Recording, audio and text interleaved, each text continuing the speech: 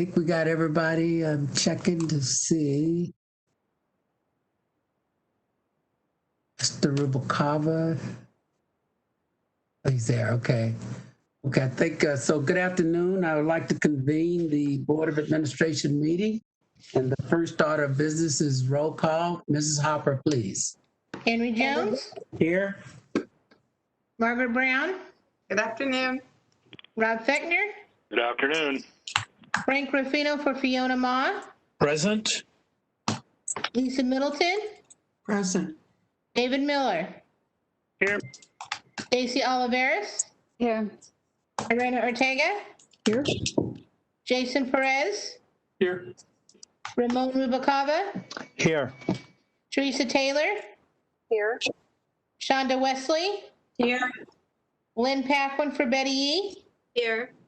All in attendance, Mr. President. Thank you, Mrs. Hopper.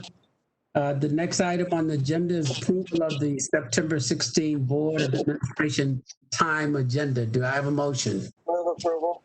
Moved by Ms. Taylor, second by Mr. Miller. Roll call, Ms. Hopper.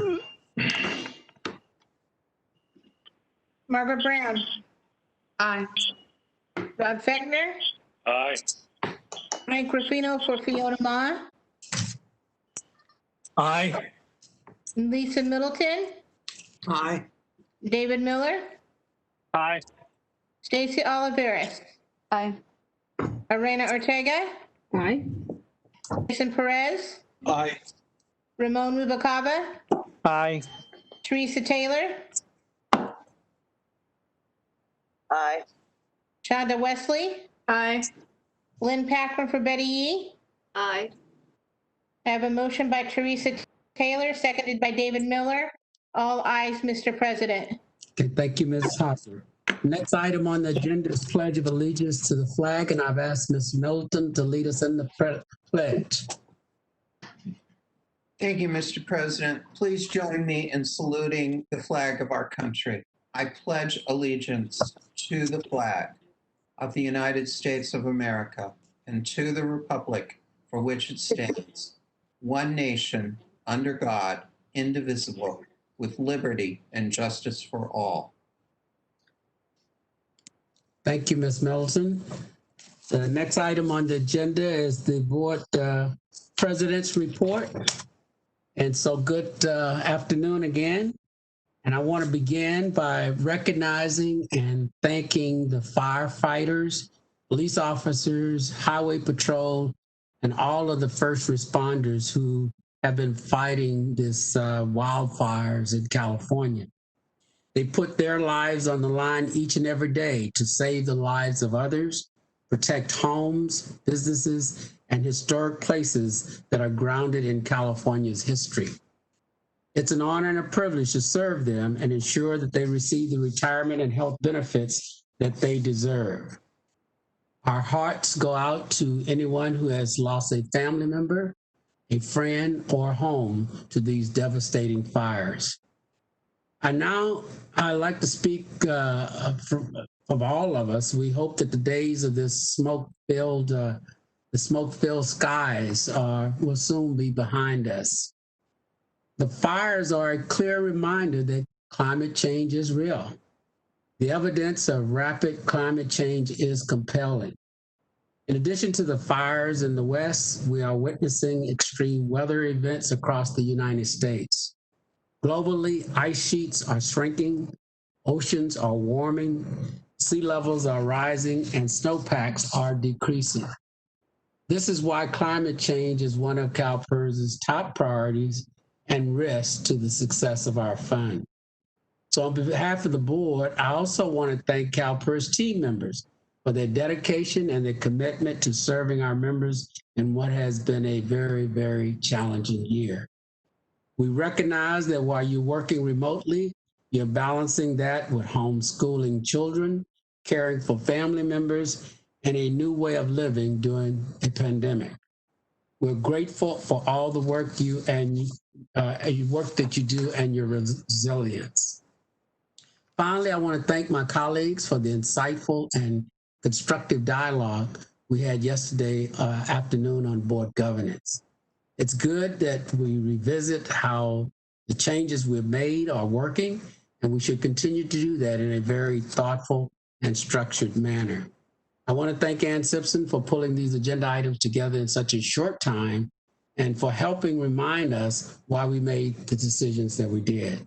So that concludes my report. I'll turn it over to our CEO, Ms. Frost.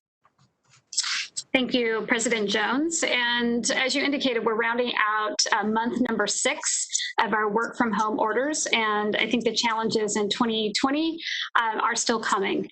On top of the COVID-19 pandemic and an extremely volatile investment environment, California is experiencing some of the worst fire seasons I think they've had or we've had in our history.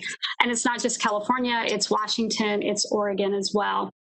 But what we know at Calpers is that it's an honor to serve the Calpers members, protecting people and communities throughout the state. Let me bring you up to date a bit on how we're meeting the members' needs, starting with our members affected by the Loyalton, the Jones, and Lake fires.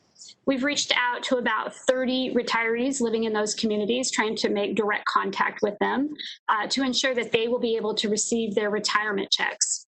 Some have opted into direct deposit, which we certainly appreciate and would advise them to do so if possible, while others have chosen to continue to receive their paper checks. Our teams who are processing retirement and survivor benefit applications are exceeding the service level agreements of 95% while maintaining consistently high satisfaction ratings. And the number of retirement applications that are now being done through the MyCalPers system is now over 65%, which is a significant increase from the last time I reported this number to you. Some of that could be due to the education that many of our members are receiving during the CalPERS education events. We held one online in July. It was a week-long event with modules around self-education and learning sessions that were hosted by our team members. And really, it was intended to guide members through the various resources that are available to them in order for them to make the informed decisions that they need to make. There were about 3,300 members who attended, and the satisfaction rating for that event was at 98%. Because of the success of the virtual CB, the CalPERS Benefit Education event, we are planning another one in November. Also, with our internal operations, this really has been a time of dedication and resilience and flexibility on the part of our team members who are all doing their best to balance all the new needs that have been presented to them.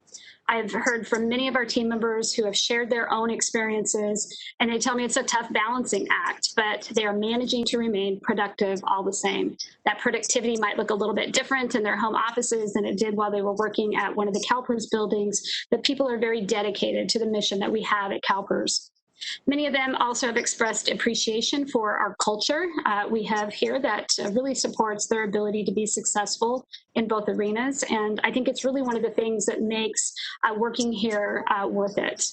The number one thing that I hear over and over is that our employees care for and really appreciate the people they work with and the people they work for. The executive team is also very focused on making sure all of our team members have the information they need, the resources they need, and the support that they need to be successful. Now turning over to some outreach. Over the last month, I've met with several business organizations over the last likely 4 to 6 weeks. The first one being the Silicon Valley Leadership Group, which represents 1 in every 3 private sector jobs in the area, and Jim Wunderman, CEO of the Bay Area Council. That council is made up of business leaders working with public and community leaders to drive innovation in the Bay Area, to be competitive, to be inclusive, and to be a sustainable region in the world. I had productive conversations with both and fielded several questions about creating a better business climate for CalPERS to be invested in California. That was true also of my meeting that I had just a couple of weeks ago with the Orange County Business Council President, CEO Lucy Dunn. And then finally, Dan Bienvenu and I participated in a presentation to the members of the California Society of Municipal Finance Officers, which includes many of our 3,000 participating employers.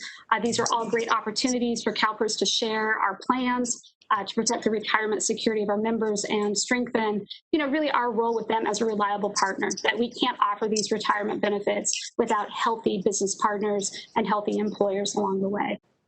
And then that does bring me to some work that we're doing with our employers Next month on October 14th and October 15th, we'll host the annual education forum, but of course this one will be online.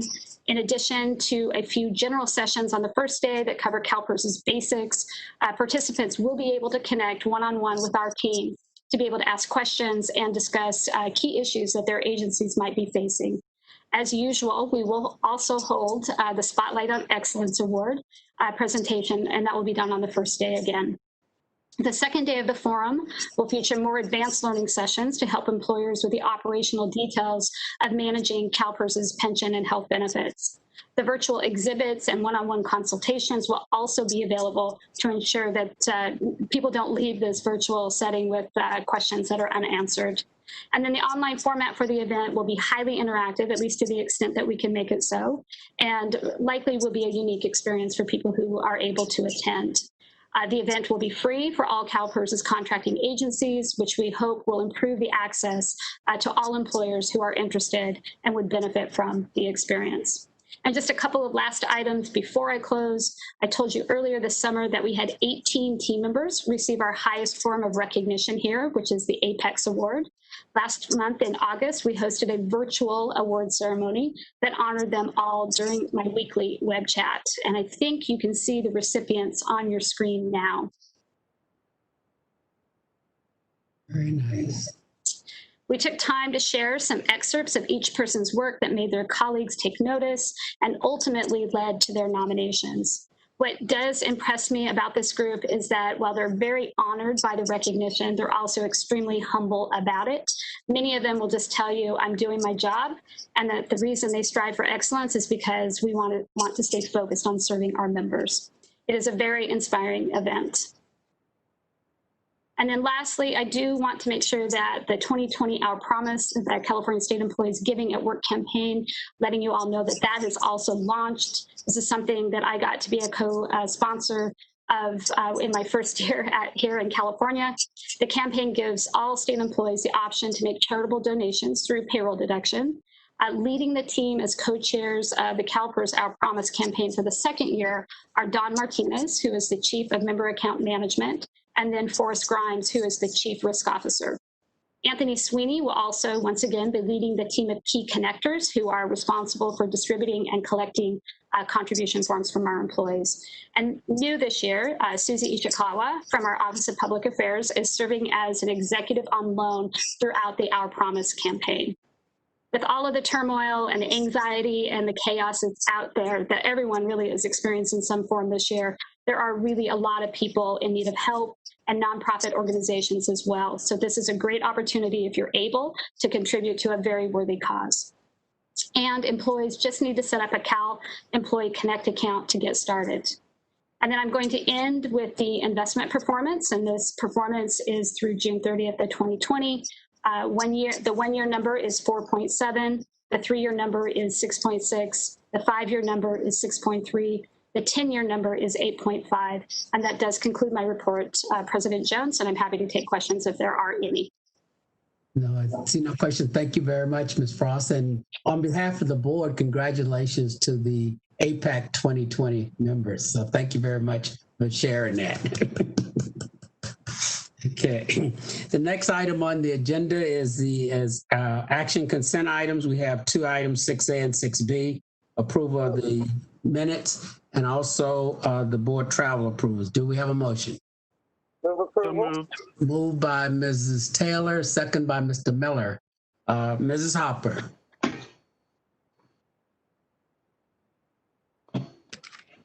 Margaret Brown. Aye. Rob Fechner. Aye. Frank Ruffino for Fiona Ma. Aye. Lisa Middleton. Aye. David Miller. Aye. Stacy Oliveris. Aye. Rena Ortega. Aye. Jason Perez. Aye. Ramon Rubalcaba. Aye. Teresa Taylor. Aye. Shonda Wesley. Aye. Lynn Paquin for Betty Yee. Aye. Mr. President, I have all ayes. Teresa Taylor making the motion. David Miller seconding it. And is this for just 6A and 6B? No, I'm sorry, 6C also. Okay, thank you. Thank you. Okay, thank you very much, Ms. Hopper. Mr. Fechner? Yes, thank you, Mr. President. I do have a comment on the board travel approvals. Not talking about this one in particular. I'm talking about in general from now on. Consider adding a column for estimated expenditures. I mean, we keep pushing along these lines for complete transparency. We know how much these trips are going to cost. We can estimate the travel and the hotel. I just think we need a line on there so that our stakeholders can see the value that they're getting. And I think it's just important that we all are transparent with that amount. Thank you. Okay, you're welcome.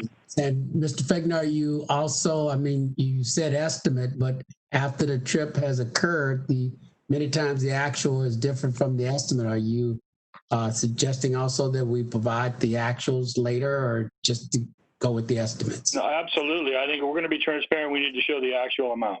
Okay, thank you. Thank you. Okay. Okay, And the President next, Jones, we do report out on a quarterly basis all of the travel, and the travel does list the actual expenditures. So this would be the new part to the process, and I'll take that as committee direction. okay, thank you, Ms. Frost. Okay.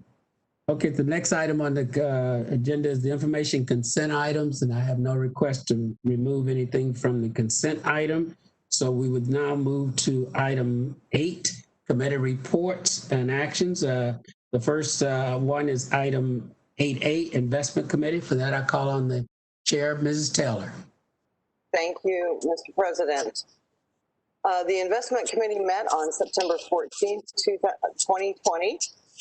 The committee received reports on the following topics: an update on economic conditions, commentary on performance and risk positioning across Calpers' fund, and a review of investment and business objectives for the investment program. An update on market conditions, Calpers' performance, and annual program review commentary from the board's investment consultants. A presentation on the results of the annual evaluation of the board investment consultants. An overview of the long-term fund's strategic asset allocation, investment management services, and the plans for review. The chair directed staff to provide definitions for the various reasons a contractor may be exempt from the usual contracting selection process, to return in November with a climate change strategy update, answer questions posed by 2 of the public commenters, explore the ability to ensure investment fund naming consistency between the investment office reports and the CAFR. The committee heard public comment on the following topics: investment strategy and risks, and a labor dispute. At this time, I'd like to share some highlights of what to expect in the November Investment Committee meeting, an overview of tracking error and the Responsible Contractor Policy Program annual report, and an update on the climate change strategy. The next meeting of the Investment Committee is scheduled for November 16th, 2020 in Sacramento, California, or wherever we all may be. Thank you. Okay, thank you, Mrs. Taylor. The next item on the agenda is 8B, Pension and Health Benefits Committee. For that, I call on the chair, Mr. Fechner. Thank you, Mr. President. The Pension and Health Benefits Committee met on September 15th, 2020.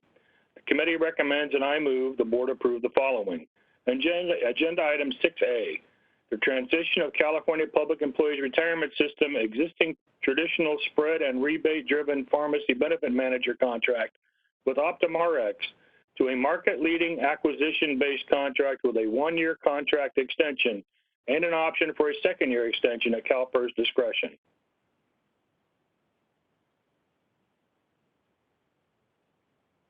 You're muted.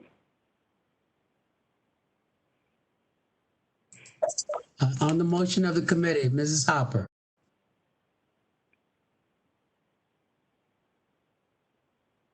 I'm sorry, Mr. President. Who made the motion on that? Mr. Fechner.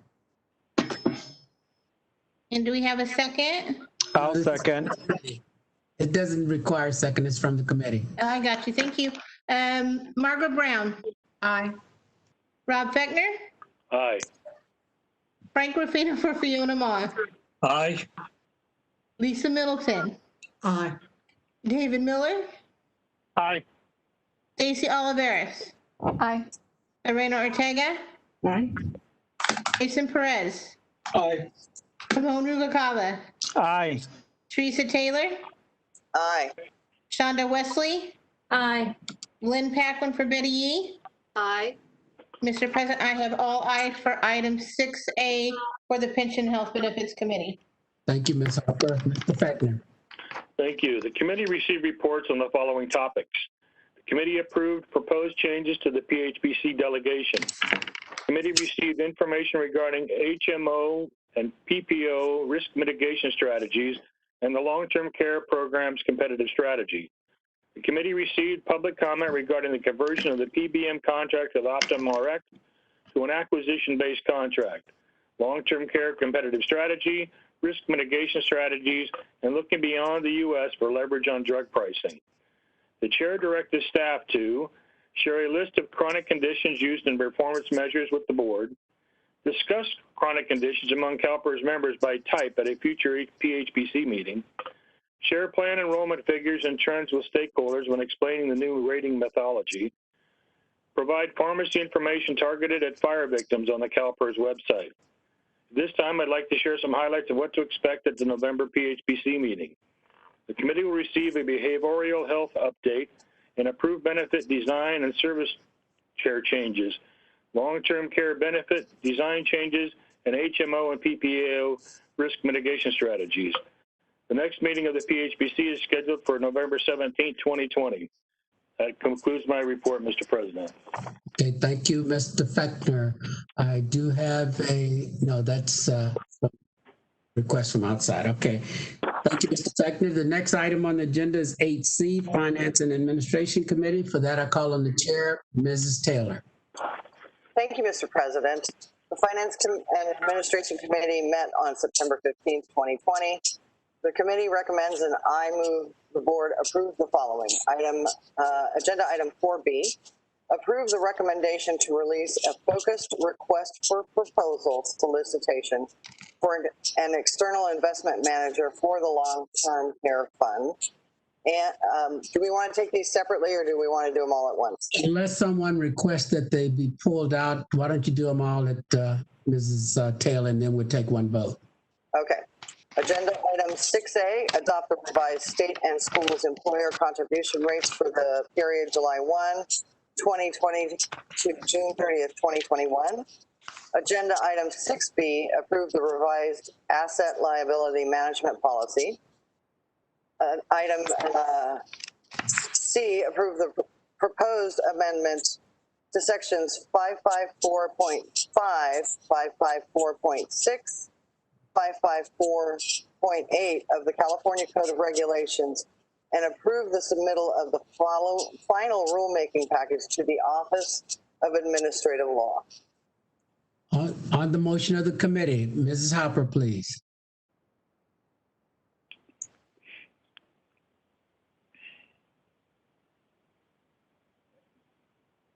Margaret Brown, Aye. Rob Fechner, Aye. Frank Ruffino for Fiona Ma, Aye. Lisa Middleton, Aye. David Miller, Aye. Stacy Oliveris, Aye. Lorena Ortega, Aye. Jason Perez, Aye. Ramon Rubalcaba, Aye. Teresa Taylor, Aye.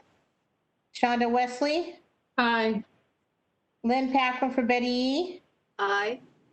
Mr. President, I have all ayes for agenda items 4B, 6A, 6B, 6C for the Finance and Administration Committee.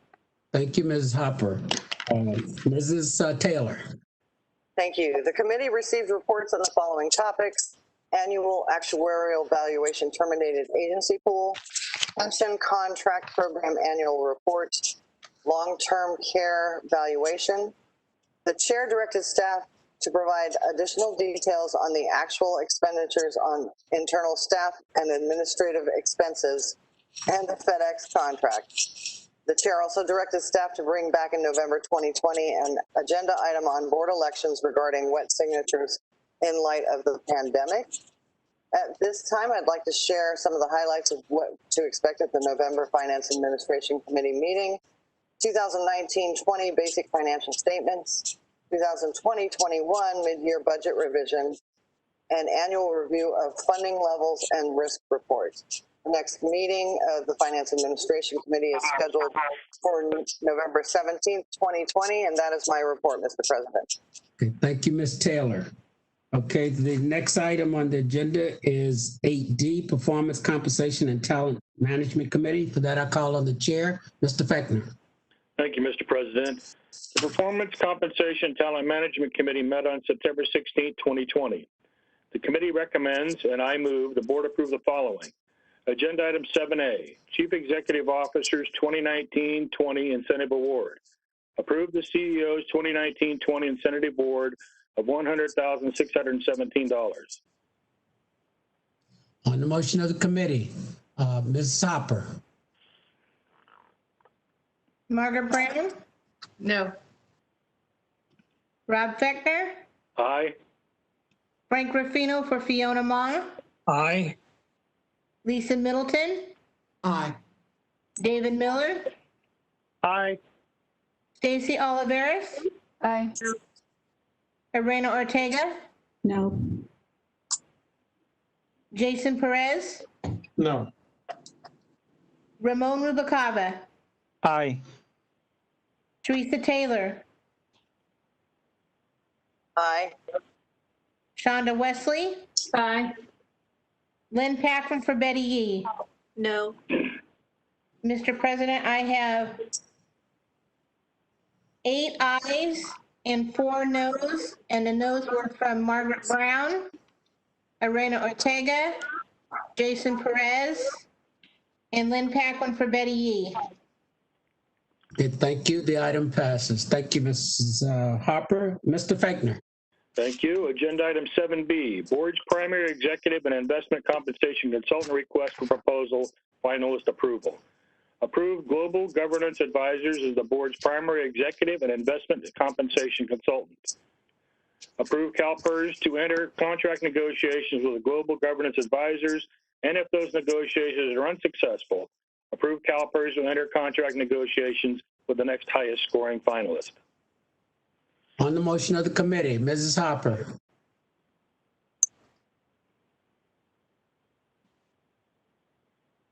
Margaret Brown, Aye. Rob Fechner, Aye. Frank Ruffino for Fiona Ma, Aye. Lisa Middleton, Aye. David Miller, Aye. Stacy Oliveris, Aye. Irena Ortega, Aye. Jason Perez, Aye. Ramon Rubacava, Aye. Teresa Taylor, Aye. Shonda Wesley, Aye. Lynn Packman for Betty Yee. Aye. Mr. President, I have all ayes for item 7B for the Performance Compensation and Talent Management Committee. Thank you, Mrs. Harper. Mr. Fechner. Thank you. The committee received a report on the following topic. Financial interest separation requirements for Chief Investment Officer position. The committee heard public comment on the following topics. Financial interest separation requirements for Chief Investment Officer position. The chair directed staff to provide additional information and research on how financial interest separation requirements should apply to the CIO position and other executive and investment management positions, as well as members of the board. At this time, I would like to share some highlights of what to expect at the November Performance Compensation and Talent Management Committee meeting. Incentive compensation recommendations for the Chief Investment Officer. Next meeting of the Performance Compensation and Talent Management Committee will be in November. Thank you, Mr. President. That's my report. Okay, thank you, Mr. Fechner. And there was no risk and audit committee, so we will move to the next item on the agenda, 8F, Board Governance Committee. For that, I call on the Vice Chair, Ms. Middleton.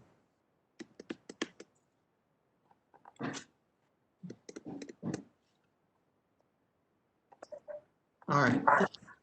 My apologies, having trouble with the mute. The Board Governance Committee met on September 15, 2020. The committee recommends and I move the board approve the following. Agenda item 5B, approve the expansion of the investment committee to include all 13 board members, making it a committee of the whole. Agenda item 5C, approve the attached language in section 9A, page 16 of 25 of the board governance policy to establish shared responsibility between the board and the chief executive officer for the hiring, evaluating, and terminating of the chief investment officer. Ms. Milton, I've received a request to separate these items, so if we can go back to the first one and we'll take them one at a time. All right, thank you. Margaret Brown, 5B is aye. Rob Beckner, Aye. Frank Ruffino for Fiona Ma, Aye. Lisa Middleton,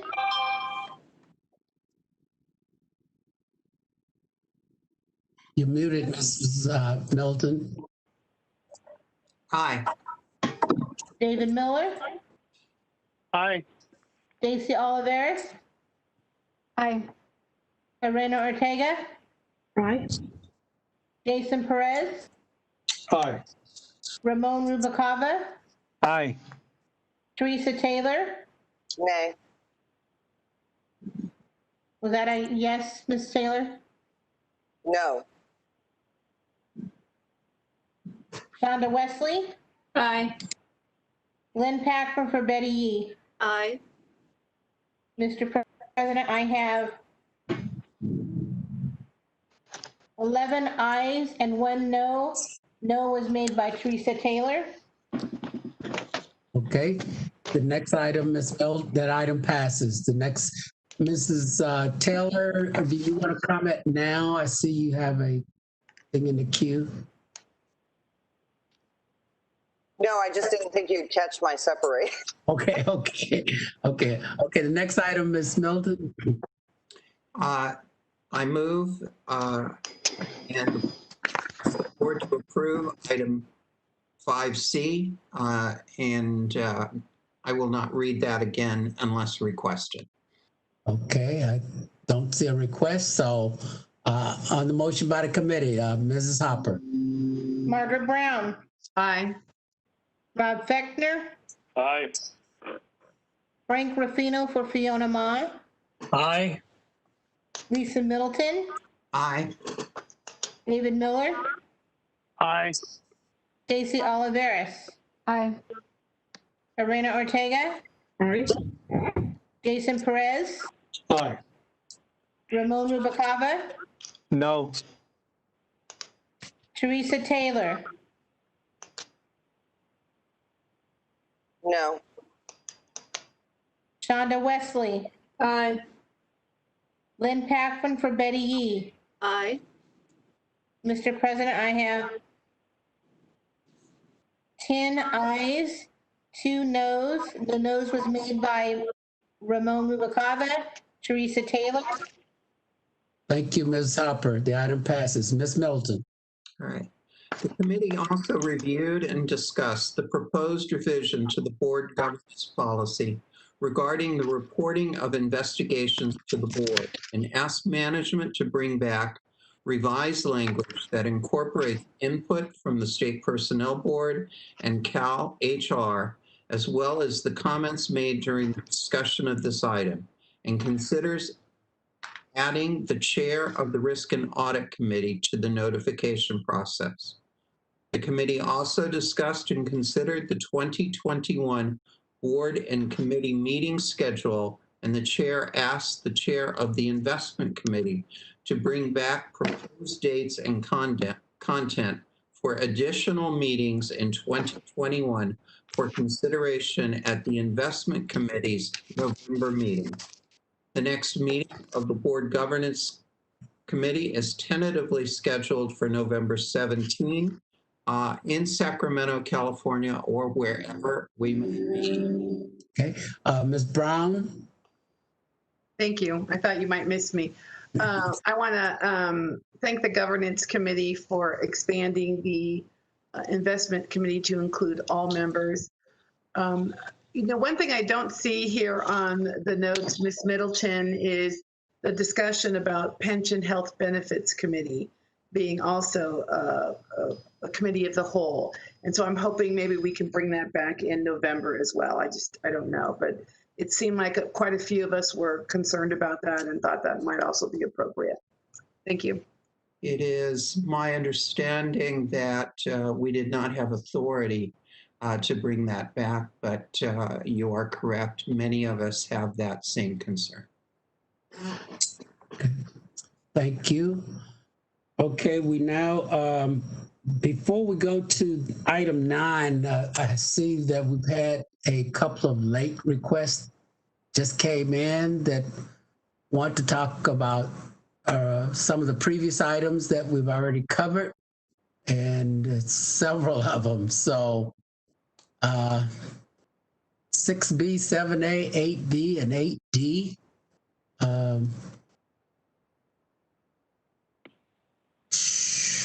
Oh, is this, he said he will speak at public comment on those now, Ms. Cherie? That's correct. Okay, so we don't have to go back. Okay, good. I appreciate that. Okay, that's great. Okay, now we will go to agenda item 9. And we've got a request, Mrs. Taylor, when we get to 9C, they want to have a comment on that before we take a vote. So for the proposed decisions of administrative law judges, I call on the Vice President, Mrs. Taylor. Thank you, Mr. President. I'm trying to read this to see how we do that. So 9C1, is that what we're talking about?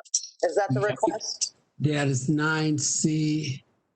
And then we have 9C, and then we have a question on 9C1. And Mr. Chair, I also had a comment here. I need to recuse on one of the 9 items as well. So which 9 item did you need to recuse? I need to recuse from 9A. So I would like to ask that 9A be taken up as a separate vote. The whole, all of those under 9? Just A. I think it's A. 1 through 8. There's 1 through 8. Los Alamitos fire, I need to have taken up separately so I can vote on that item. 9A1, okay? Thank you. So we're including 9A1 from this vote. So move forward, Mrs. Taylor. Okay, boy, this is confusing. Okay. Now, I move to adopt the proposed decisions at agenda items 9A2 through 8 as the board's own decision with minor modifications argued by staff to agenda items 9A2 and 5 through 8. Can I interject? Moved by Ms. Taylor, second by Mr. Miller. Hold on, Matt's objecting to this. Okay. Matt? Yeah, it's not objecting to it, but I did think that the request, we had asked that that 9A3 be put over to November. Susan Galloway. What happened there is that we uploaded the respondent's argument late. And so the respondent requested that that go over to November. We do have time because of the governor's executive order extending the deadlines on OAH matters to have that heard in November. So in light of that request by the respondent. Matt, is that 9A3? Yeah, 9A3. Okay, so let me redo this then. So 9A1 and 9A3. So let me redo this.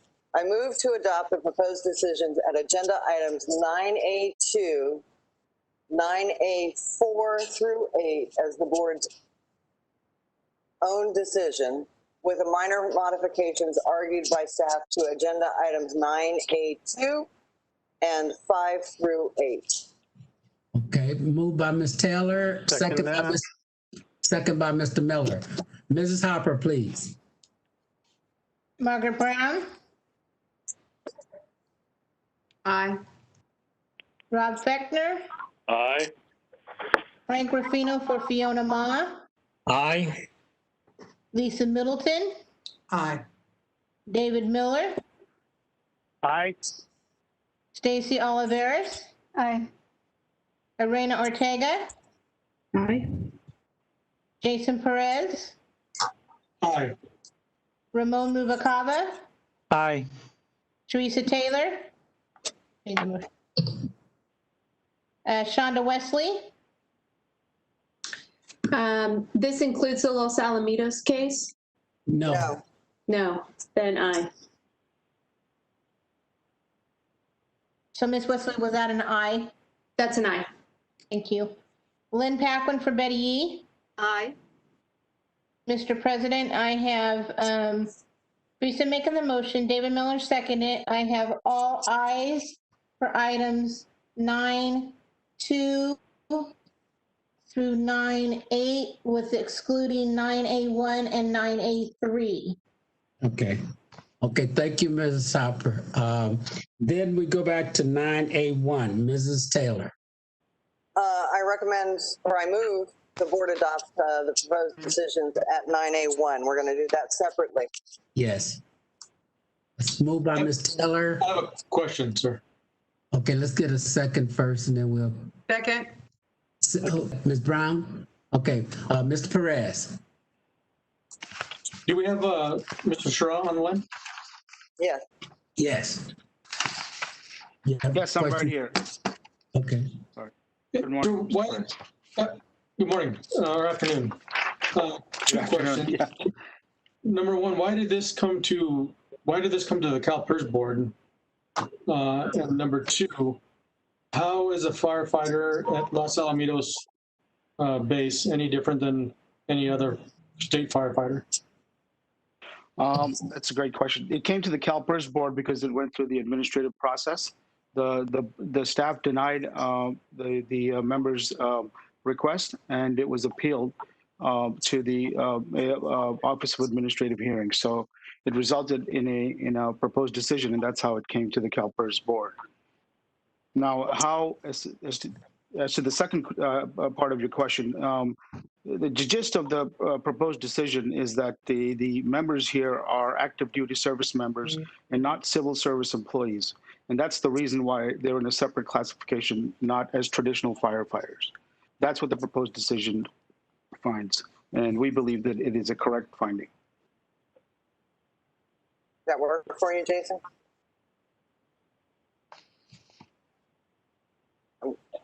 Okay. Okay, it was moved by Ms. Taylor and second by Mr. Miller. So we have a question, Ms. Brown. I'm sorry. It was seconded by me. Second by Ms. Brown. Thank you, Ms. Brown. Okay, so Ms.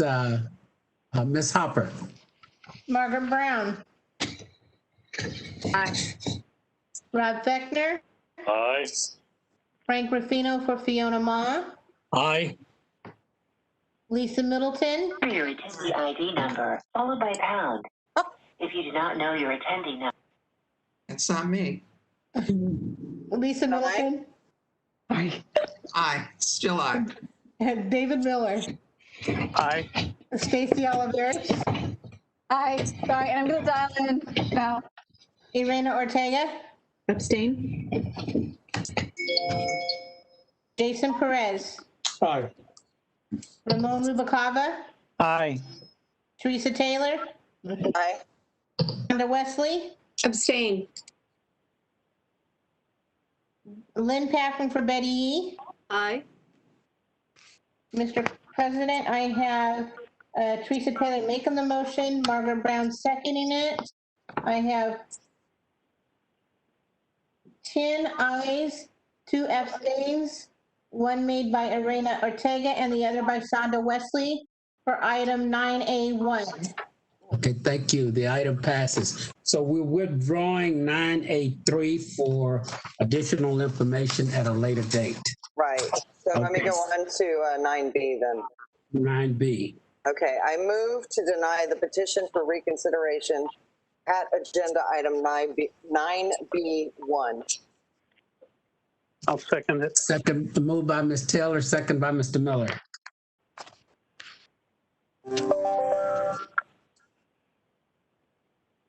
Ms. Hopper, please. Margaret Brown, Aye. Rob Fechner, Aye. Frank Ruffino for Fiona Ma, Aye. Lisa Middleton, Aye. David Miller, Aye. Stacey Oliveris, I think she's trying to get on the phone. Irena Ortega, Aye. Stacey Oliveris, Aye. Jason Perez, Aye. Ramon Rubacava, Aye. Teresa Taylor, Aye. LaShonda Wesley, Aye. Lynn Packman for Betty Yee. Aye. Mr. President, I have Teresa Taylor making the motion, David Miller seconding it on item 9B1. Okay, thank you. We have a number, so that item passes. We have a number of requests to speak on 9C. So in 9C isn't in my stuff here, so we're not taking action on 9C. Say that again, Ms. Taylor? 9C isn't on my paperwork here, so we're not taking action. 9C1? No, we're not taking action on 9C. So that must be updated from my agenda then. Mine too. Yeah, I just got from Chippy. Did that get added? Mr. Jacobs. Thank you. 9C1, the request for presidential decision, Dudley Lang, that has been on the agenda for action since the agenda was posted. Okay. But before we get to that, I have a different issue that Not even here. President Jones, which is that I think you need to go back on agenda item 6 to get a revote on that, because the motion that was made was actually for approval of A and B, and then there was a suggestion at the last moment that that was for C as well, but I understand there's been an objection to the way that proceeded, and that C should have been separated out. So I think we need to redo the vote on 6A through C. Okay, I will, before we go, since seemed like a number of requests to speak on 9C, so let's take care 6A through C. That was the, who moved that? Can I ask you to make that motion? It's the action consent. Yeah, who moved that? It was Teresa I need a Taylor. motion. It was Teresa Taylor and David Miller seconding the motion.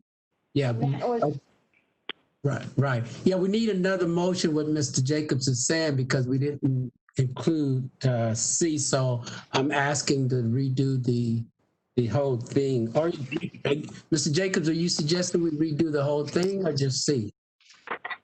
You can do it either way. You can take 6A and B together, which I think was the original motion, and then go 6C separately.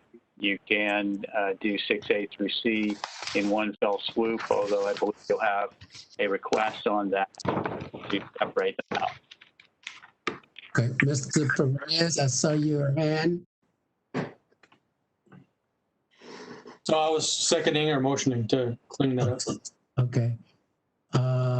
Okay, so why don't Margaret Brown says she'd like to be 6C to be separate, so so we have actually approved A and B, so let's take a motion for item 6C. Do I move by Mr. Miller? okay, 1 second, Mr. President, please.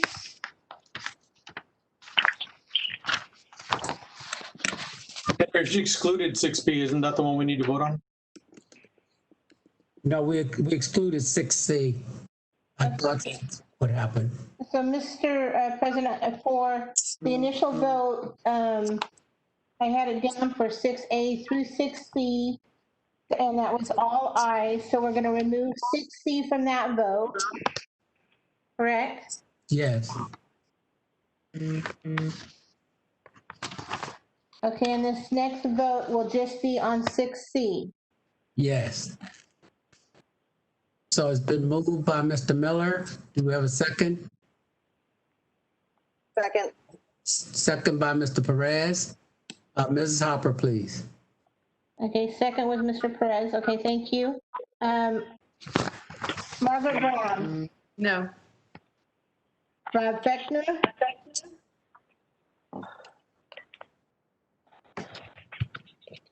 Rob Fechner.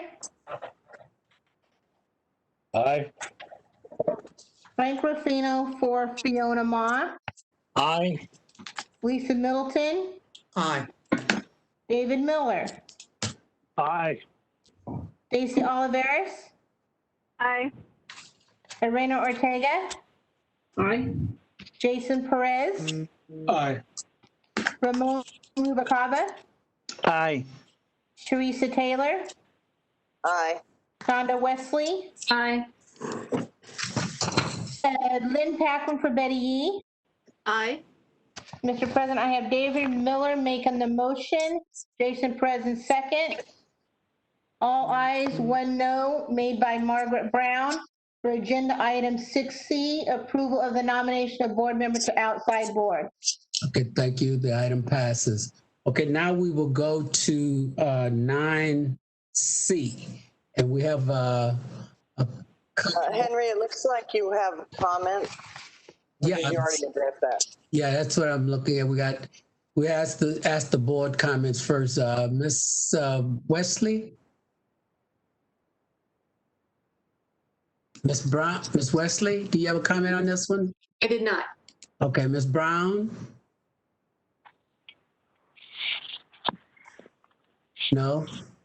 That's 6, okay. So I think that is all that, so the rest are from the public. We have a public request from the public to speak on this item. Okay, for 6C, so you want me to go to 9C? No, not 6C, 9C. 9C. I think. I don't know, I saw something from, Margaret, did you already talk on 6C? Yeah. I'm all good. Okay, all right, so let me do 9C. Yeah. And then we can do we want to have public talk first or do 9C? Let's go ahead and take the public because it's. Okay. Yeah. So Mr. Fox?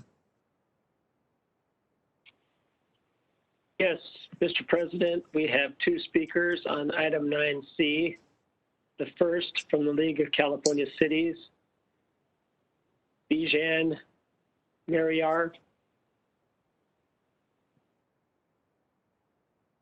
Good afternoon, Mr. President and board members. This is Bijan Mariyar with the League of California Cities.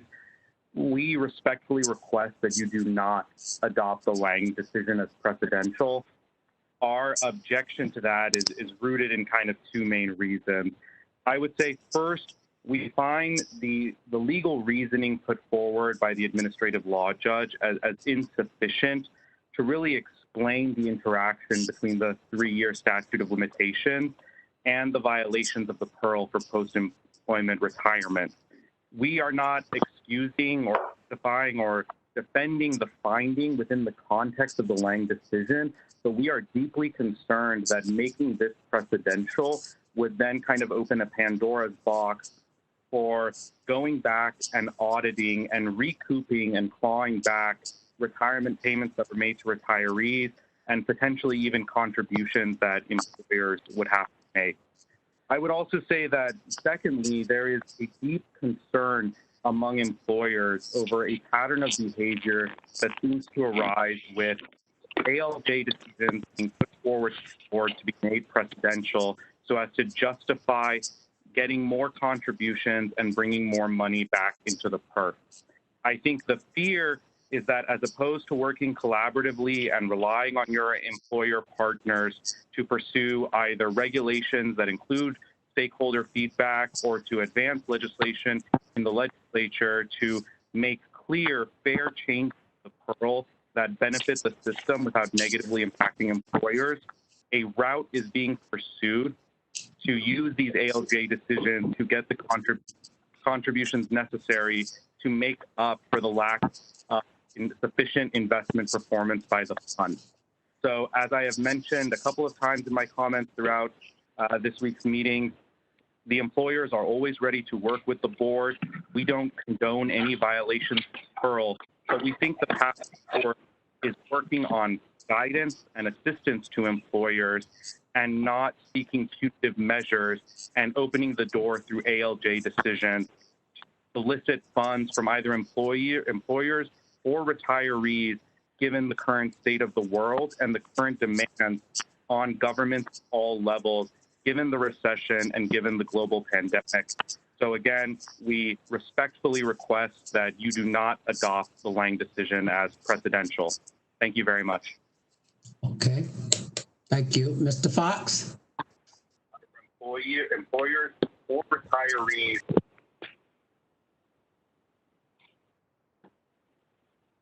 Yes, Mr. President, the next speaker from the California Special Districts, Mr. Dylan Gibbons.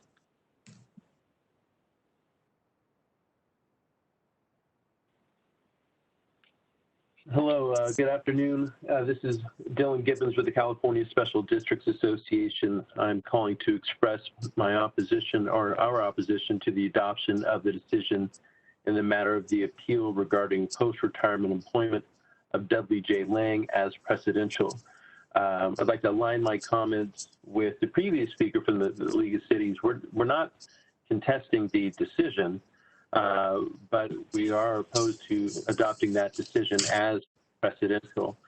CSDA is opposed to the adoption of the decision as precedential because it substantively fails to meet the board's stated requirement to include a clear and complete analysis of the issues in sufficient detail so that interested parties can understand why the findings of fact were made and how the law was applied. A particular concern to special districts in the decision is the finding that the 3-year limitation on actions where the system makes an erroneous payment or to a member or beneficiary is not applicable. The decision instead applies Government Code Section 21220, which requires reimbursement of all retirement benefits paid during that period, regardless of time such payments were made. The decision simply provides a conclusory statement regarding what the legislature intended and argues that applying Section 20164 would lead to absurd results without articulating what absurdities may arise. The decision provides no the decision provides no other analysis. Excuse me? The decision provides no other analysis supporting why Section 21220 is appropriate rather than Section 20164 as applied to the factual circumstances in the case. To date, no other binding or precedential decision in the California courts has reached the same conclusion. Many public agencies have reported passing multiple Calpers audits only to have subsequent audits find a violation for post-retirement relationship that previously had no issues. The adoption of this decision would allow Calpers to have no consequences for these types of inconsistencies, while local governments would simultaneously face the financial burden of paying the amount of disallowed compensation to the retired member. For these reasons, CSDA respectfully urges the board to decline to adopt the decision in the matter of the Dudley Lang decision as presidential. Thank you. Thank you. Mr. Fox? Mr. President, that concludes public comment on item 9C. Okay, thank you. We do have a couple of requests from board members. Ms. Middleton? Okay. Thank you, Mr. President. I as well am concerned about making the Lang decision a precedential decision. I think the finding in Lang was quite appropriate, and the behavior here is one that we were right to audit, and we were right to, the ALJ was correct in the decision. But in making this precedential, we take away somewhat our ability to work with the league, to work with the Special District Association, work with other employers on a solution moving forward that addresses everyone's concerns. The use of annuitant employees is a critical part of local government. And I think this is a broad area that we need to have more exploration with our employer partners before proceeding with a precedential decision. Thank you. Mr. Rufino? Thank you, Mr. Chair. So we, in reading the letter from California Special District Association and the League, they're asking, and I quote, they urging the board to postpone such a decision until the public health crisis in California has subsided, so that they could have more time to comment and to prepare legal analysis. So my question is for legal. First, do we have to make a decision today? And two, if not, what's the arm to delay the hearing until a later date when everybody will have ample time to do their analysis and research? So I guess, Mr. Jacobs, the question is directed to you. Do we need to do it today? Sure. I appreciate the question. I appreciate the concern, Mr. Rufino. The answer is no, we don't need to do it today. But I will point out that we first sent out the notice of this in February for a March date, and at the employer's request, particularly Mr. Dillon's, I believe, we continued it for, I believe, 3 months.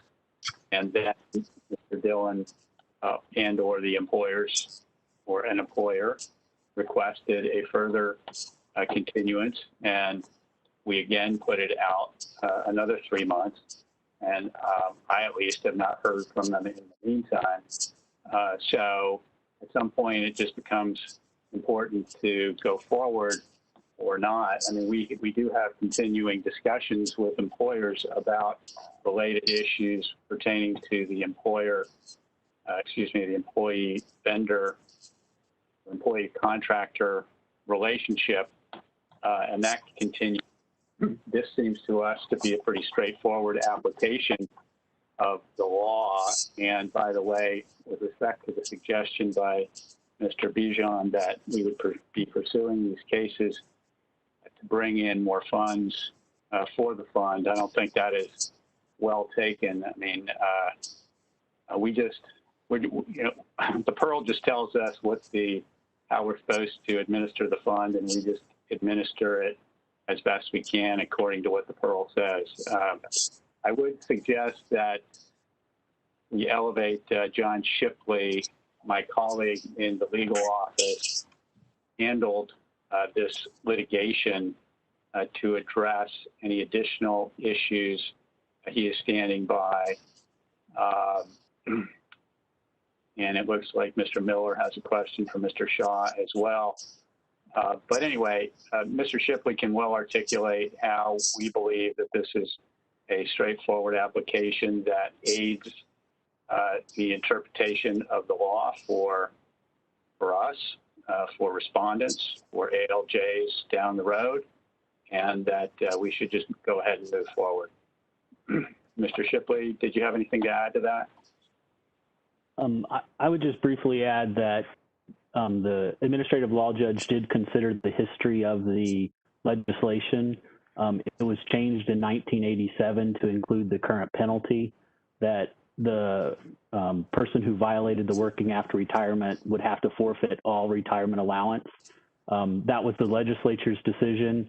And so what Calpers is doing is simply following what the legislature has told us we have to do as far as the penalty. The ALJ found that there was no mistake, that this is simply a penalty for somebody who violated the law. And that's what the legislature is requiring CalPERS to do when that type of violation occurs. And I'm happy to answer any other questions that anybody might have. Well, I appreciate, I appreciate the answer, Council, and I noted, the staff believes in your response that believes that there was sufficient time given to all the interested party. And I know you mentioned 3 months, I believe 2 months extension. It seems to be reasonable under normal circumstances. But if this does not cause any harm at all, and we are not compelled to act today, we don't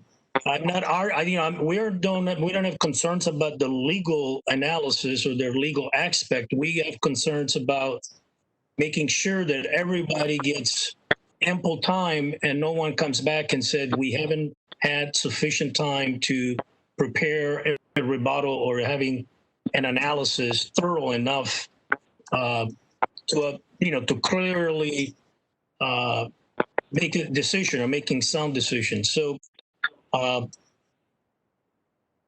that's our concern. If possible, perhaps we can delay this and agendize for their next board meeting. That should give sufficient time to everyone to be ready. Okay, we have other requests to speak on this. Ms. Brown. Thank you, President Jones. This is for our legal counsel or maybe for outside counsel. By the way, Ms. Middleton, I think she read my speech. I had it written down here, but making this presidential means other ALJs will rely on this decision, and that means that will sort of force them to rule this way. Is that correct? It does give it more importance, to be sure. So, well, I'm sorry, I didn't hear that. Yes. Okay. So how many other of these cases do we have in the queue? Are we working on internally from audits or problems? I mean, are there a lot of these coming? I don't know, John, do you have a thought on that? I would say that this isn't something that you see every month or every other month, but we do have a dozen or more cases that deal with these similar type of issues.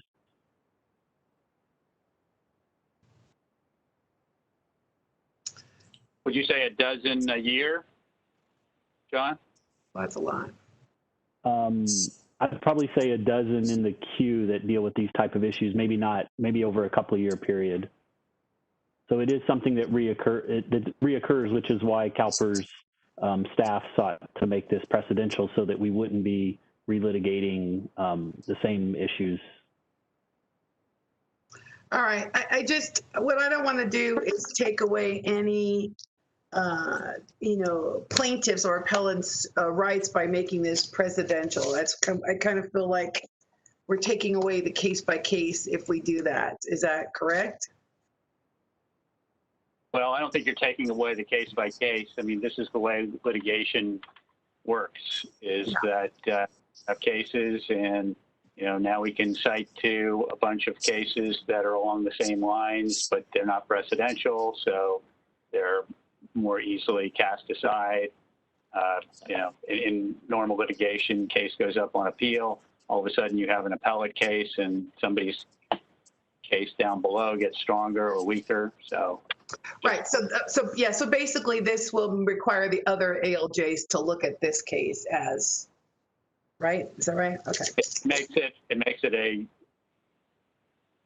stronger precedent. I mean, you're supposed to look at it unless you can distinguish it. All right, thank you. And could I just add one thing just to address your question, Ms. Brown? Sure. Each respondent would still be able to present their own specific facts. And so what we're really asking for is a precedential decision on the law.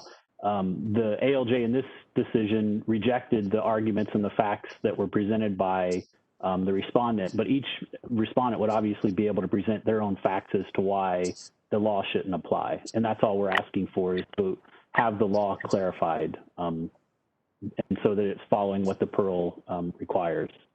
Thank you. Okay, Mr. Miller. Yeah, my question is probably to Mr. Shipley, but Mr. Shaw would be welcome to weigh in as well. As a layperson without the legal background in this, I was concerned that one of our commenters raised what seemed like he was saying that the administrative law judge erred in using one section of law versus another, which seems like that would be a pretty fundamental error. So I'm wondering if we had looked at those sections and if we had if that was something we thought about, or whether that's just something we disagree with in our view, or whether it's something we need to research further or come back later. May I, Mr. President? This is Chirag. Yeah. Okay. Please. Thank you, Mr. Miller. Good question. Just, reasonable minds can disagree. I've reviewed this proposed decision thoroughly, probably about 4 or 5 times, every time it was agendized since this was brought to the board. And I've concluded that it is accurate. It's actually an excellent decision on all the legal points, including the statute of limitations issues that are addressed in the PD, in the decision. Thank you. Okay. Ms. Taylor. So I just was, I'm not sure what we're, I guess the presidential issue is, what the issue is, I'm just not sure that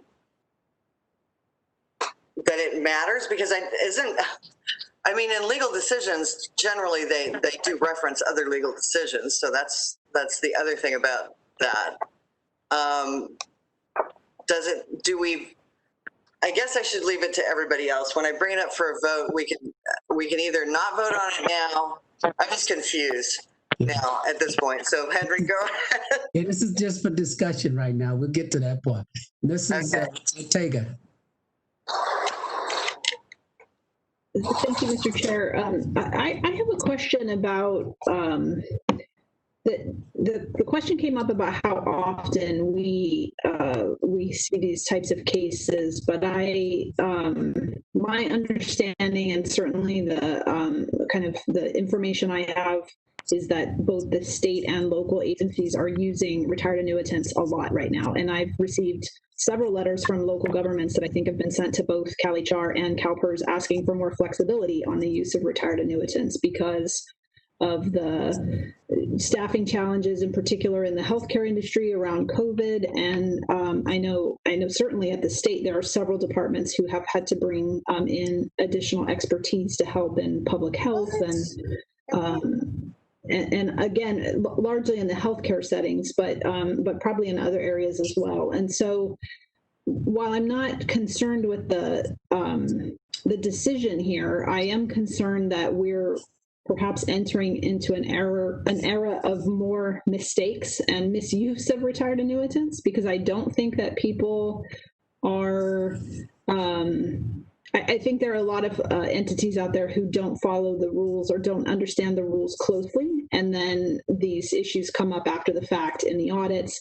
And I worry that we're narrowing our opportunity to resolve those issues in a way other than finding out, 2 years later that an employee owes or a retiree owes $50,000. And those are real world examples that I've seen where there's a finding that both the retiree and the employer owe tens of thousands of dollars. And I think that if it's a situation where people should have known or did know and acted inappropriately anyway, that's one thing. But I feel like some of these rules are a bit complex.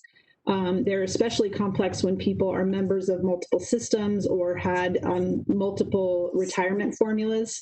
And so I'm just concerned about narrowing our options for resolving these issues in a way that isn't particularly harmful to retirees and public entities. And this precedent would also apply to the state in these kinds of issues. So just would like to get some feedback on whether it would in fact narrow that, whether that's kind of an over, maybe an unwarranted concern. Mr. Jacobs and then Mr. Shaw. Yeah, I'm going to try and pitch that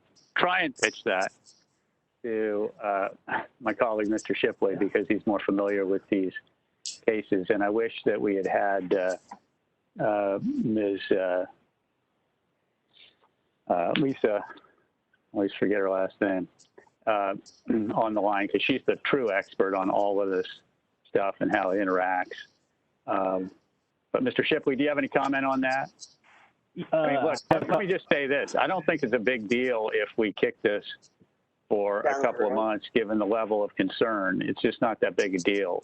Getting back to Mr. Ruffino's concern, I understand that there was a letter that was sent. I just saw it 30 seconds ago, and I didn't even know that it was sent from Bijan. So we would like a chance to review that. So why don't we just kick this thing to November and revisit it then? Anyway, okay. I don't make those decisions, but I'm not opposed to it, is what I'm saying. Okay, I would like Shah on that suggestion also, since he's the board's counsel on this matter. I think that's a great idea, and I can also offer a brief comment to Ms. Ortega's questions, concerns, if I may. Yes. You know, the decision here doesn't really change the law in any way whatsoever. It actually seeks to clarify the law. So to the extent that there's some ambiguity, confusion, and this decision, you know, from a layperson's perspective, is actually very, very complex because the rules are very complex. And what I see staff doing here, and this is the reason why I support it, is to bring some clarity to a very confusing area of the law. So one perspective, if I may offer that, you know, is to say that this kind of helps to kind of we work through all these issues, these complex issues, and kind of tells you what you can and can't do anyway. Clarifies it a little more. But the law will be the law, and staff's duty to enforce the law stays the same, regardless. Does that make sense? Yeah. Okay. Mr. President, this is John Shipley, could I address Ms. Ortega's comments or questions? Sure. Okay.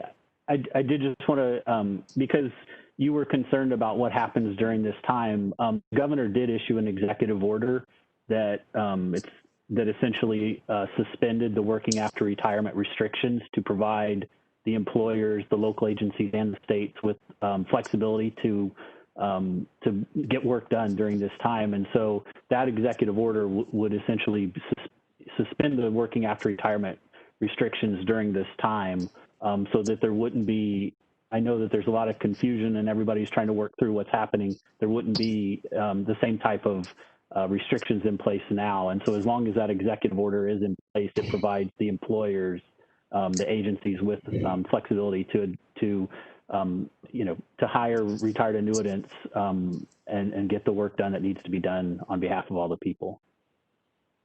Okay. And I don't think we reached a point where there was a motion yet because we started to hear everyone's question first. So unless I see otherwise, we will pull this and move it to November unless any board member have a concern about that and want to discuss it further.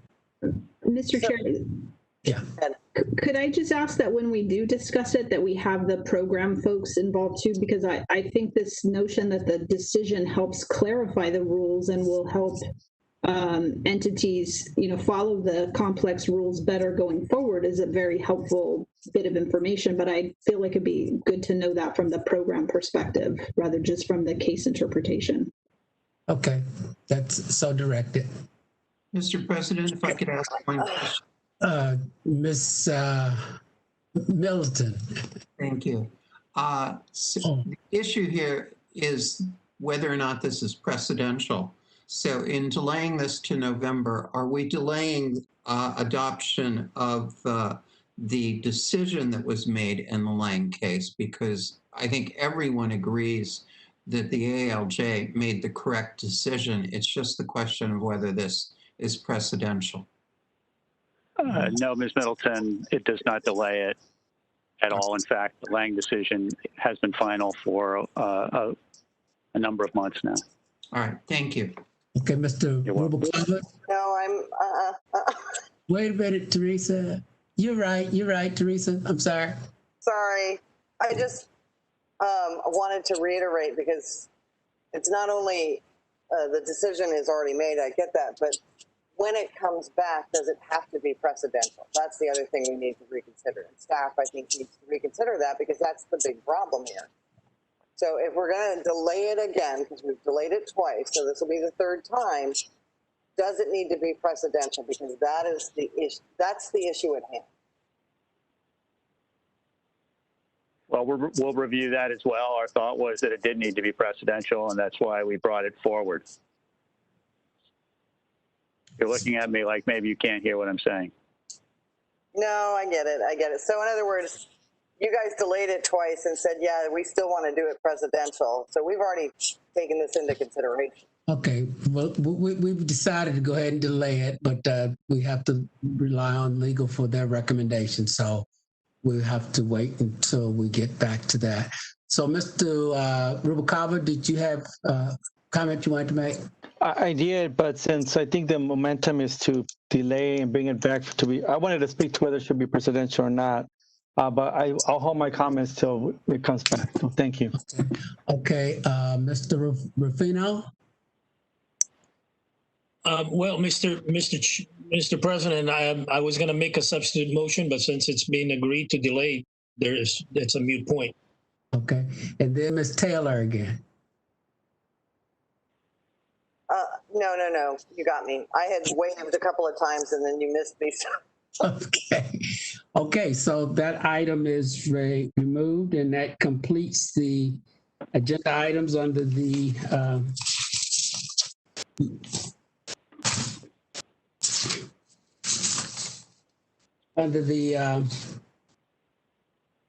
presidential decision. So thank you, Mr. Shar. We will now thank you, Mr. President. And stay safe. And we will now move to information agenda items. First one is 10A, state and federal legislation update. Mr. Brown. Good afternoon, Mr. President and members. State and legislative update. I can't understand you. Yeah, you are breaking up, Mr. Brown. Okay. Can you hear me now? Yes. I guess I'll have to hold my mic up a little bit farther. Sorry about that. So on the state side, the legislature has finished its session for this year, and all bills passed have been sent to the governor's desk for signature veto. The governor has until the end of this month to make his decision to sign and veto legislation. Of those bills, there are 3 bills that the board has a support position on that are on his desk. First, AB 2101, which is the Calpers Omnibus bill. This measure was amended by the Legislative Committee to include housekeeping items for both CalSTRS and the 37 Act county systems. The bills passed the legislature without opposition. AB 1140, the bill making a change to the contract merger and successor agency law for 2 Santa Cruz County fire districts, passed without opposition and was signed by the governor last Friday. And the third bill, AB 2967, which prohibits future exclusions through the CalPERS contract amendment process, passed the legislature with bipartisan votes. Both AB 2101 and AB 2967 are awaiting action by the governor. As you probably already know, our other sponsored bill, AB 2473, regarding private loan investments, was shelved in early August prior to being heard in the Senate Policy Committee. And then the last bill I will mention, since it was raised in July, is SB 977. This is the bill that would require the Attorney General's office to review and approve specified healthcare system consolidations. This bill ended up dying on the Assembly floor without getting taken up for a vote. Overall, the legislature sent less than half the number of bills to the governor compared to most years. Largely, this is due to the calendar and logistical challenges imposed by the COVID-19 pandemic. Additionally, the bill volume was restricted because of projected budget shortfalls and challenges. Barring an emergency session, the legislature has recessed and is scheduled to resume activities in the first week of December after the election and when the new legislative session is convened. Moving to the federal side and starting with Congress, right now it appears that the only thing that might get done before the election is a passage of a clean continuing resolution to continue funding the federal government beyond the end of the federal fiscal year, which ends on September 30th. And what I mean by a clean resolution is they're not planning on putting any type of COVID-19 aid in the continuing resolution. As for the COVID-19 relief package, the White House, Senate Republicans, and the House Democrats remain at an impasse over the size and scope of another aid bill. As we discussed before, in May, the House Democrats passed a package that amounted to about $3.5 trillion. The Senate Republicans initially proposed several bills totaling about $1.1 trillion, and then last week tried to pass but was unsuccessful in a $500 billion bill, which really only included about $300 billion in new money. Yesterday, a bipartisan group of about 50 members of Congress, known as the Problem Solvers Caucus, which has 25 Republicans, 25 Democrats, introduced a $1 trillion proposal that could go up or down if certain triggers are met. As far as the state and local funding is concerned, the House bill included $875 billion for state and local governments. The initial Republican bill did not include any new money for state and local governments. It only added some flexibility to the CARES Act funds so that those funds could be used to replace lost revenue rather than just towards COVID-19 expenses.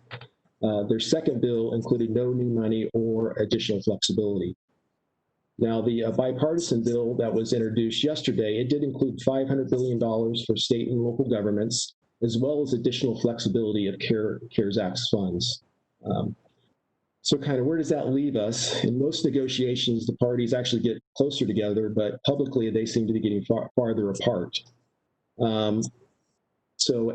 We had the House Democrats went from started at 3.5 trillion. They said they would be willing to go down to 2.2 trillion. But as I mentioned earlier, the Senate Republicans started at 1.1 trillion and went down to 500 billion. And the White House, they've put out different numbers at different times. I would say on a positive note, the Treasury Secretary, Mr. Mnuchin, has on the record saying he is open to providing additional funds to state and local governments.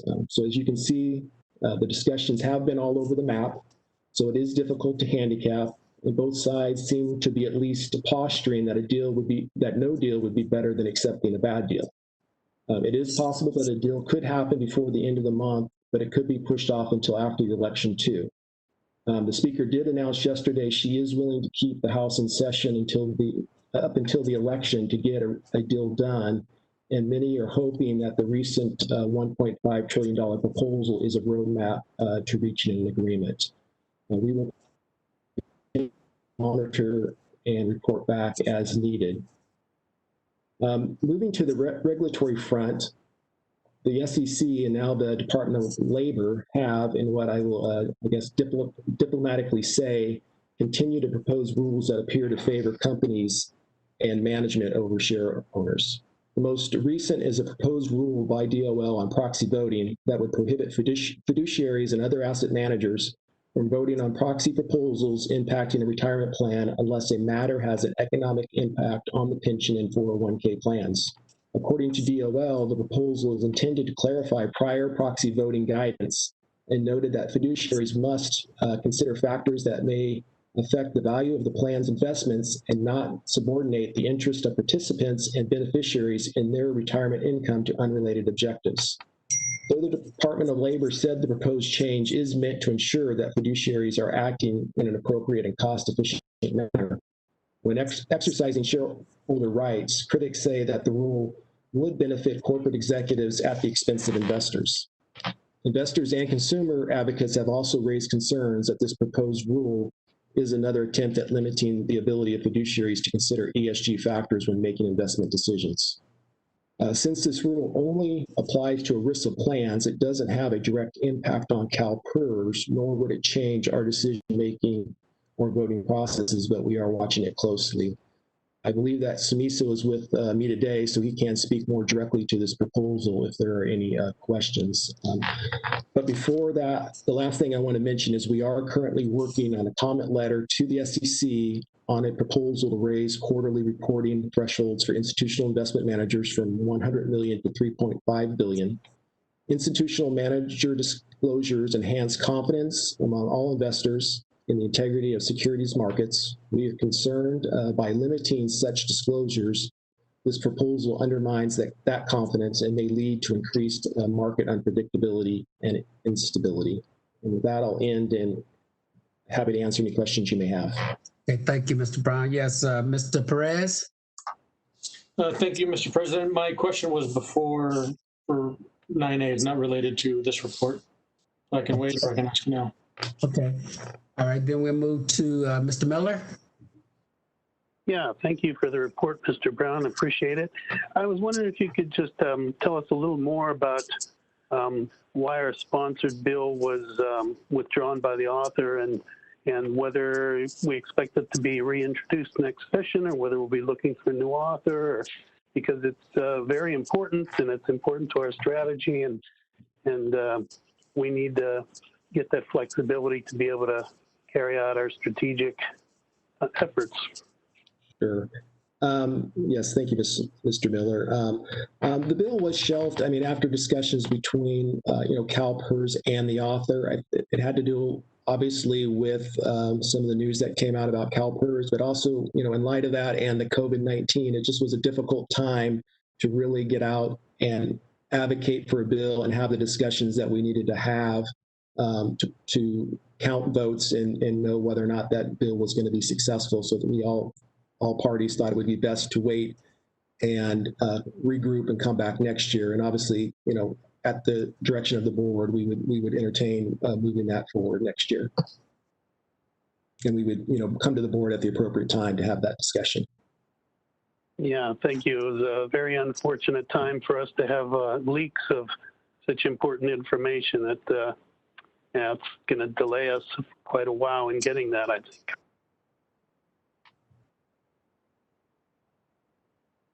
Are you finished, Mr. Miller? Okay, Ms. Taylor? Yes, thanks, Danny, I love your reports. They're rather disappointing, right now. But so the HEROES Act, or not the HEROES Act, but any kind of help for the COVID-19 issue right now, I found it interesting. I just heard or read, I can't remember, that Trump himself is saying that we need more money. So maybe something will get done before the end of the year. I don't know. He could change his mind. I don't know. I'm hoping that something can get done, which is inclusive of putting money to the states. I know that we've all been busy trying to help that through, and then in addition, the DOL rules, are we going to do a letter on that? I know it's ERISA only, and I had asked before if we did, I think it was the SEC ruling on ESG, for us to participate in a letter, because I think it's important regardless of whether it impacts us, that we protect the ability of everyone to have a say in this, in ESG. Considering climate right now is just crazy, I can't even imagine. But I would think we would have an interest. I don't know. So did we do a letter for the other one, and are we going to do one for this one? We did not do a letter for there was another DOL proposed rule on ESG, and we did not end up doing a letter on that one. On this one, as of right now, there's been a lot of discussion about that. I don't think we are planning on it, but I would like to, probably should have did this before I started, but Jared can promote SMISO, and maybe he can also, as the expert, can speak to these issues. I'd appreciate it. Thank you. I'm sorry, what was that name again, Danny? SMISO? SMISO, okay. Is he on the line? SMISO, you should be able to share your audio and video.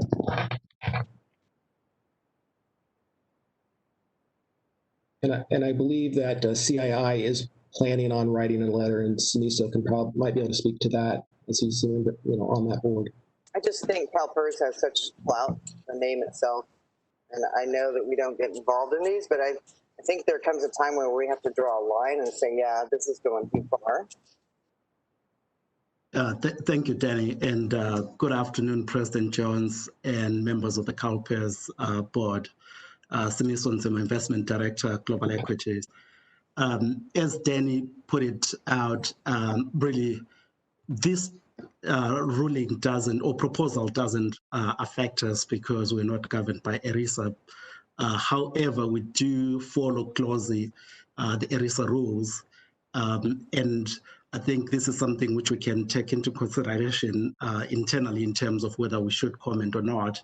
And we didn't comment in the earlier proposal by the DOL regarding investments in ESG strategies, which was in June this year. And my understanding really was that maybe we're not going to comment on this, but that's something which we can take back and look at, you know, between legislative affairs and the investment office. Could you let me know if that's something you guys have decided to do or not do? Just because I was asked by other trustees across the country, not for us to sign on to a letter with them or anything like that, but they asked if we had signed on, and I said no, but I didn't know if we were gonna. So I'd kind of like to know, if we've decided not to, at least I can talk to Henry Levy, who's in Alameda County, and say, hey, no, we didn't do it. So. Yeah, and I've had discussions on this. I mean, I've been contacted by other public retirement systems, and I think everybody's struggling with it because some out there are saying that, you know, you send it in and they're not really going to pay attention to non-ERISA comments. So, but I think we get something that we can obviously discuss. You know, we do have a short time frame because the one thing about DOL is it's a 30-day window, 30-day comment period. So the comment period does end at the end of the month. And so we would have to, you know, get on something pretty quickly. But most of the state retirement systems, it doesn't sound like they are, you know, I think they're having the same conversation. I haven't heard of any that are actually have decided to send one in. So they're doing it through CII instead. Probably. Probably, okay. Yes. All right. Thank you, Danny. Okay, Ms. Middleton. Thank you, Mr. President. And I simply want to compliment Danny and all of the team that has been working in DC for the work that they have done to try to help bring funding for local government. It is incredibly important. Local government is hurting terribly, and it's important that CalPERS steps up and supports state and local government in this effort. So thank you. Thank you. Ms. Paquin. Thank you, Mr. President. I also share the concerns that Teresa Taylor expressed regarding this new ERISA focus rule on ESG. And hopefully we can really take a look and see if there's something that CalPERS can do to weigh in if that's appropriate. And I also am curious, so how would they define economic impact in this rule? And what level would you need to reach before an ERISA sponsored plan could actually vote? Yeah, so in terms of economic impact, I think that's where, you know, the issue is in terms of how do you define what is economic impact. And so what the DOL also did, they kind of came out with these exemptions or safe harbor for ERISA plans where they say that, you know, you don't have to, you know, if you have a standing rule to say that you will vote with management all the time, then you don't have to do this sort of economic impact sort of analysis.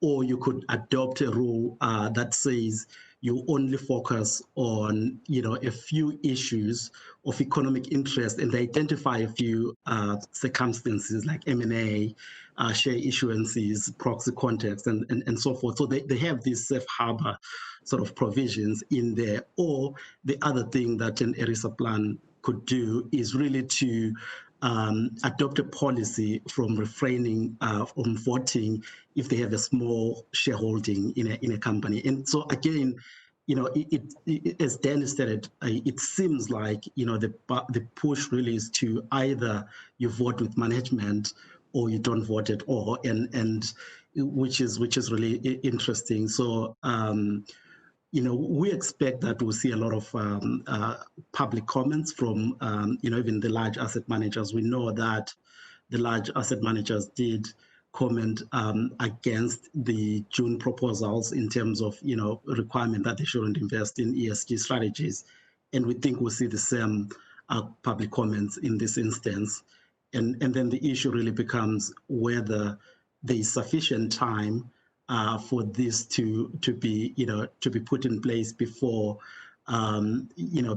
before the end of the year. And again, depending on what happens during the November elections, we don't know whether this actually would become a rule or not. And even if the DOL moves fast, even if they want to put this in place, I think the estimates that we've had out there is that the earliest this could be put in place would probably be come up with a final rule in December or towards the end of December, and maybe be able to put it in place towards mid to late January. And again, so I it's really hard to tell, and we just have to to wait and see in terms of whether there's going to be a final rule, because again, this is a proposal. There's a 30-day comment period, and what the DOL would do once they get those comments from the public. Thank you. Okay, I think that's all the questions on that. Thank you, Mr. Brown and Miso. We now will move on to, does that complete your report, Mr. Brown? Yes, it does. Thank you, Mr. President. Thank you. Okay, we move to summary of board direction. Ms. Frost. President Jones, I noted two. One would be to move the Lang presidential decision to the November board meeting, and also ensure that we bring a program area to analyze the impacts as it relates to, in particular, the executive order. And then the second one was that future agenda items for approval of board travel, that they would include any expected travel costs associated with that assignment. Great, thank you. Yep, got them both. Mr. President, I have a question. Yes, Mr. Perez. And I just don't know where it goes and where to ask it or how it gets done. But how do we put on the next agenda for the Pension and Health Benefits Committee to be a committee of the whole? How does it go about? I think at a future governance committee, we would include that because it wasn't on the agenda. That's why it couldn't be discussed when we were discussing the investment committee. So when is the next Board Governance Committee meeting? When is that, Ms. Frost? Or would that be a next meeting? This is. Go ahead. This is Matt Jacobs. The next meeting is scheduled for November. November. Okay. So that'll be on the agenda? Yes, we could put it on the agenda for discussion. Thank you, sir. Okay, you're welcome. Okay, I got something here. I guess, David, I've already done what you asked him, I think. Okay. Okay. So that's it. So we did have some public comments that came in. Mr. Fox? Yes, Mr. President, Mr. Tim Behrens from CSR, who wanted to comment on several items, but we missed him early on. So he's going to try to roll those all in and has asked for your indulgence in the event that he goes over the 3 minutes. Okay, tell him 3.5. Yeah. Thank you, Henry, and board. Let me correct something you said earlier, Henry, because you said that public comments came in late. I put in my request while you were doing roll call for this meeting, and then I called in 3 more times. Then I wrote 2 emails. And finally, thanks to Mr. Tekaretz and Mr. Fox, I was able to get on the final public comment. Okay. So I didn't put them in late. Their system just has some flaw in it, I guess. Okay, so well, thank you for I'll be brief. Yeah. I'll be brief. I thank Rob Fechner for adding the cost for board travel approvals, and I'm looking forward to future board travel approvals being reported out at board meetings. I agree on the board meeting calendar that we need to add more meetings. I really liked the offsite meeting where we went to Sacramento and Calpers headquarters and met with Calpers staff and board members. Thought that was very enlightening. Let's see, 8B, Pension and Health Benefits Committee. I support the board as a whole being assigned to the Pension and Health Benefits Committee. I hope that lively discussion will occur at the next board meeting. And then finally, on 8D, I wanted to thank the rank and file members of Calpers for their outstanding work during this pandemic. I think they've gone above and beyond in all the departments. And I wanted to give a quick example of how good the service is that I get from Calpers. I mentioned yesterday to Don Moles that I would like to get something in writing about disaster victims having access to their medication. And then within 1 hour, I received a fact sheet from David Tekretz assessing healthcare during a disaster. And we're going to be publishing that in our next paper. That's the kind of great service Calpers gives us. So thank you. Have a good day, and please improve the public comment system. Okay, thank you, Tim. Okay, Mr. Fox. Mr. President, that concludes all public comment, and we are done. Thank you. Okay, thank you very much. Okay, so we are now, this afternoon, we have 3 items in closed session: an information security update and cybersecurity briefing involving staff's work to protect the system, and an update on litigation matters. In particular, we will receive updates on the litigation in Sanchez v. Calpers and Nancy Michaels v. Calpers. In order to hold a closed session to consider matters posing a potential threat of criminal activity against Calpers property or equipment, including electronic data, and where disclosure would compromise Calpers' security, the Bagley-King Open Meeting Act requires at least 2/3 of the board to affirmatively vote in order to utilize this exception. Based on consultation with our legal office, discussions concerning Calpers information security and cybersecurity qualifies for this closed session exemption. After the closed session, the board will briefly report out in open session that we met under this exception and if any action was taken. What's the pleasure of the board? I'm looking for a motion and a second to meet in closed session for the information security and cybersecurity briefing. Is there a motion? Moved by Mr. Miller. Second by Ms. Taylor.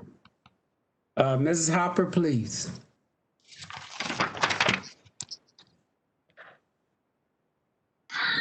Margaret Brown.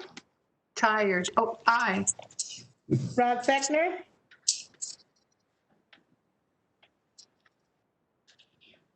Fechner. Aye. Frank Ruffino for Fiona Ma. Aye. Lisa Middleton. Aye. David Miller. Aye. Stacey Oliveris. Aye. Ortega. Aye. Jason Perez. Aye. Ramon Rubacava. Aye. Teresa Taylor. You muted. Tired also. Aye. Shonda Wesley. Aye. Lynn Packman for Betty E. Aye. Mr. President, that's all ayes for item 11, made by David Miller, seconded by Teresa Taylor. Okay, thank you, Ms. Hopper. So at this time, we'll recess the open session of the board meeting. Board members will exit this open session meeting and connect to the closed session meeting. To members of the public watching on live stream, the Board of Administration open session meeting will convene immediately following the closed session. And we will take a 10-minute break before we convene the closed session meeting. Thank you.